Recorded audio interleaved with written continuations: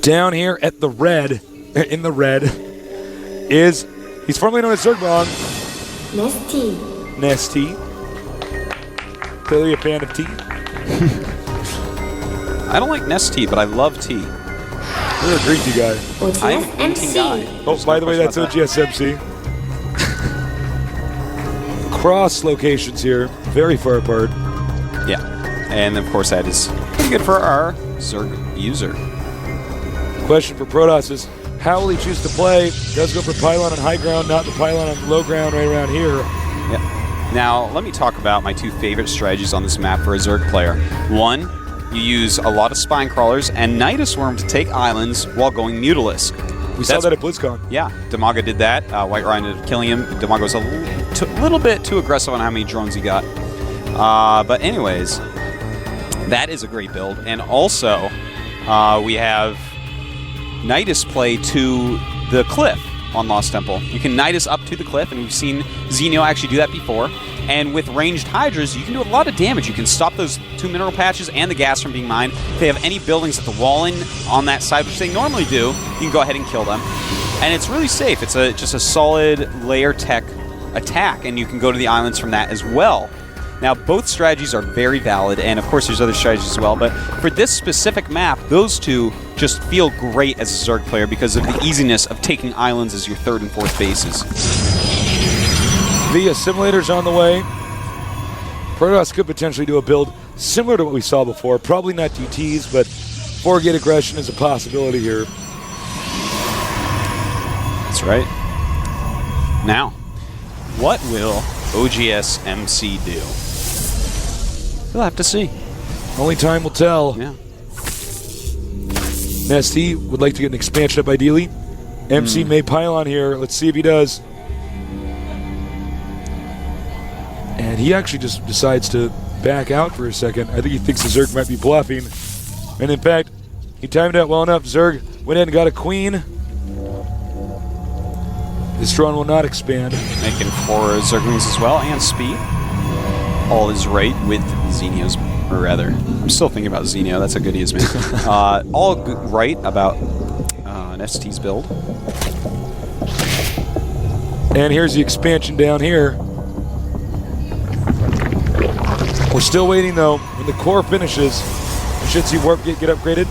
Doesn't look like we have any hidden pylons on the map, so we don't have anything like, you know, a Void Ray Rush or something like that that could take out an unsuspecting Zerg player like we saw happen to Hydra in Season 1. Those type of builds can be quite risky. Void Ray is not the greatest against Zerg.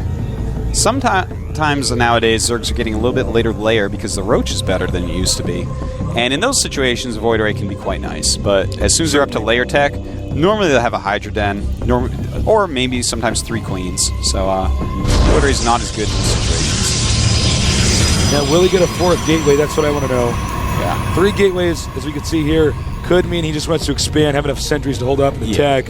4th gateway generally indicates aggression. Let's see. And he does get a robo facility. Okay. That's another form of an aggressive build.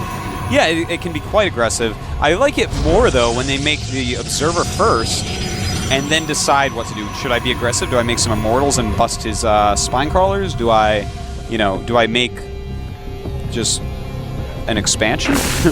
That is what an Observer can tell you. There's actually a very interesting build I saw Gyompat Trey do for a little while where he'd actually proxy the pylon and get his units out there and then make the Robo Bay and then Warp Gate and Immortal Rush. I have seen that a few times. I saw it a lot more in the beta, which I think Guillaume was a little bit more active during. Yeah. But yeah, during the beta, that was actually quite a powerful strategy back when Immortals were all the rage. They were in. Yeah, they were. Let's see how many drones do you have at this location.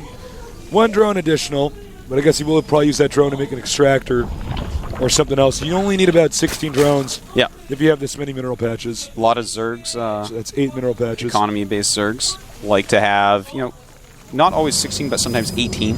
I know Hydra prefers that, and if possible, I like the 18. You're always grabbing drones off to build stuff, and normally there's some mineral patches a little further away. Ooh. Ooh. Cool. All right. Gonna do some Stalker harassment. Gonna nail a bunch of overlords first, though. He's going to put NesTea in the red as far as not just the overlord hit points, but actually his supply count. This is actually a strategy that Spunky really advocates for his players, his Protoss players. This is actually that build that we talked about Inca doing that he never got to do against Fruit Dealer was something very much like this on Kulos Ravine. It can be really nice to harass him with, and of course you can always warp in more stuff. People don't expect the Warp Prism that much. Nice block here. Yep, very important not to let him scout. And here we go, up to the ledge. He does have a Spine Crawler making on the edge right there. Very nice. Oh, nice. Now he's going to have so many Stalkers here. That's right. This is just like that Nidus I was talking about, except reversed. He's going to kill this Spine Crawler very easily. Losing nothing. Going to snipe any Overlords on the edge.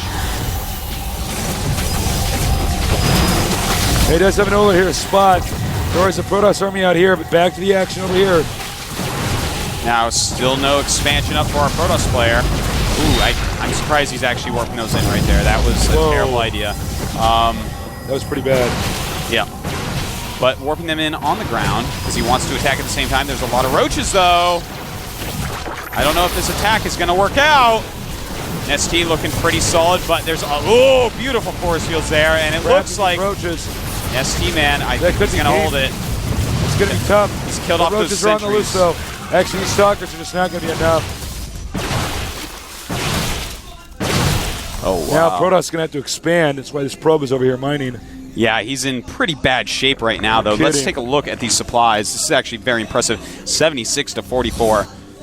You know, of course, most of that is tied up in roaches and drones, so he doesn't have like a ton more units. And if we look at the natural, a little bit more. Ooh, I don't like this actually because, to be honest, first of all, he really needs to get ready to defend back at home because there is an inevitable timing attack. It's going to come from Zerg.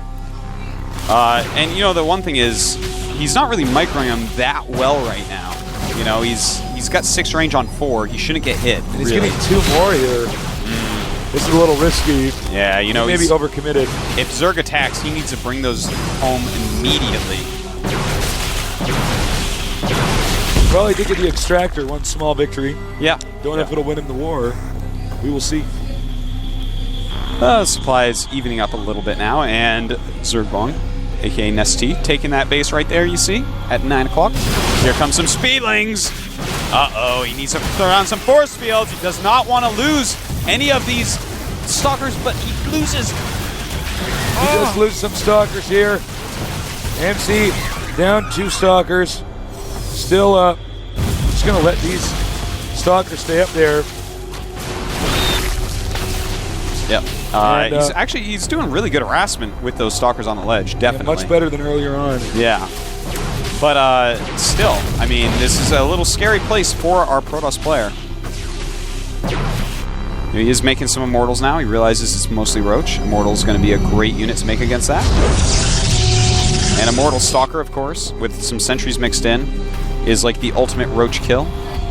No kidding. Well, he actually, mistake looks like NesTea did was he got a whole bunch of Spine Crawlers and commits a Roach for a counter attack here, and this Stalker actually still in this game. You know, this strategy is really cool. I feel like he didn't execute it very well. If he hadn't attacked into those Spine Crawlers and Roaches and Zerglings with that group and just harassed on the ledge, I feel like he would have been way far ahead with a lot more sentries at home and feeling completely safe. Mutas are now out. That's right, quite a few Mutas. Not really any cannons up yet to defend. Yeah, he does have. He has hid this up here. And at the natural, we see Zerglings going in and taking out this Immortal, it looks like. Nice force fields right there. But the Speedling's going to go up, kills a Stalker and the Sentries. And here comes down the rest of his army. But the Muta's doing damage that cannot be taken back. And MC is getting hammered. More probes going to be under fire over here. There's not enough anti-air defense. The Stalker's not that mobile without Blink. Even with Blink, not mobile enough to necessarily catch Mutas. That's right. He gets for a little bit, but Mutas, they are fast. And is he going to spot this? He does. Is he going to get it? Will he see it, though? Oh, he sees it. Goodbye, Warp Prism. Drones transferring. Our Zerg player, NesTea, formerly known as Zergbong, definitely in the lead. Yeah, he's killing, man. Look at this. We got 60 drones against 32 probes, and just more mutas than there are stalkers. So that's pretty gross right now. But he finds his base. Now MC is going to be, I think his nerves are going to be getting him here. Here come the mutas. Stalkers going down. GG.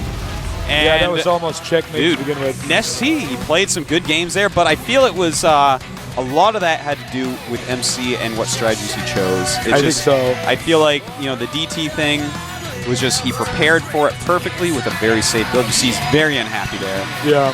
And winner. J-Dog. That is, of course, Zergbong's name, NesTea's name. And NesTea does advance, but as I was saying, you know, the DT build, if someone just blindly makes a detector as they should, I gotta admit, even I sometimes don't think to make that because DTs are just so unpopular. They're getting much more popular now, though, of course. But if they just don't make that, then you can just simply win with the DT push. So I'm a little bit upset he chose that strategy. Then that second strategy, he shouldn't have attacked into the natural. If he hadn't done that, yeah. I feel like the entire game would have gone differently. Well, you know what's weird about it is it seems almost like we never got to really see what NesTea's game plan was. He just defended the attack and was then so far ahead it was basically already a win. Yeah, you can't just stay on one base for so long, tech up to all sorts of stuff, and then attack move all your units and lose them. That obviously you're going to get raffle stomped and rolled over and hammered as and MC deaded did. and bodied. That's it, man. That's all those words. You got to get bodied. He did get bodied by a sick baller such as NesTea, whose defense was just too good. I mean, it's pretty straightforward. Hope you guys have some great questions because we're going to close out in a minute here. Yeah. We're going to get a great interview here with Artosis. That's right, NesTea interview. Yep. I believe you ran out in the round of 64 last time, so didn't get to do that. This time, did we actually see any creep tumors? Yeah, we did. We did. Okay. We did it. We'll be back.